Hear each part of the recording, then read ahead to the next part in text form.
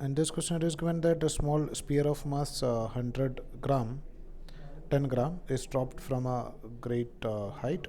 After it has fallen 70 meter, it has attained its terminal velocity and continues to fall at that speed.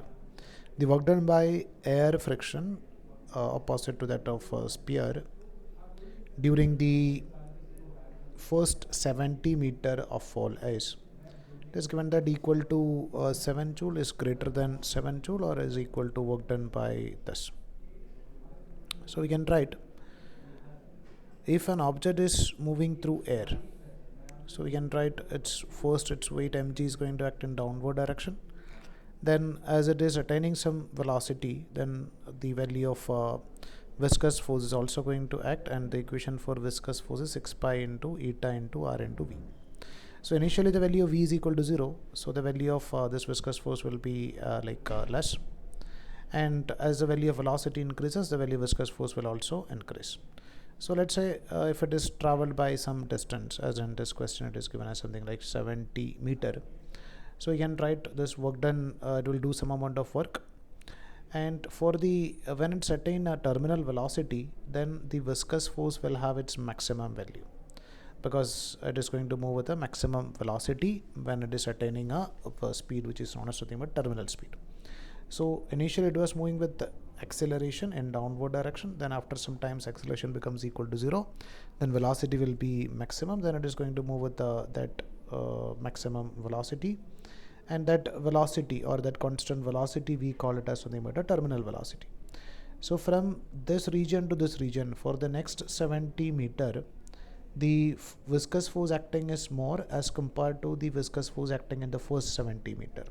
So you can write work done by the force in the first 70 meter is less as compared to the work done by the force in the next 70 meter. So we can say that this work done is less than work done by air friction in the next 70 meter. And over here one more information is given, that is something but work done is something like 7 joule or greater than equal to or less than that. So this is, suppose if you are finding out the value of work done by gravity by using that equation m into g into h. So m is given as something but 10 gram, which we can declare as 10 into 10 raised to minus 3, and acceleration due to gravity is nothing but 10, and h is nothing but 70. So we'll get the answer as something but 7 joules. So this is not the work done by friction or air resistance, it is the work done by gravity. Now if you are using this work energy theorem, so we can, and work done by gravity is negative as it is in work done by gravity is positive, and work done by air resistance is negative as it is acting in a direction opposite to the direction of displacement.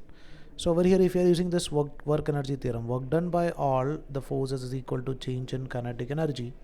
So over here you can write work done by the value of gravity plus work done by the air resistance or friction will be equal to change in kinetic energy, and its initial kinetic energy was basically 0, and it is moving with some velocity, so final kinetic energy is not equal to 0, it is having some value. If final kinetic energy is 0, then we can write work done by gravity and work done by friction will be same. So over here work done by gravity is nothing but 7 joule, and this friction is doing some amount of work, some amount of negative work, should be equal to change in kinetic energy. So we can write this work done by friction is not equal to 7, it is some other value other than that of work done by gravity. Or you can write negative of work done by this frictional force is equal to change in kinetic energy minus 7. So we are going to get a value something which is less than 7,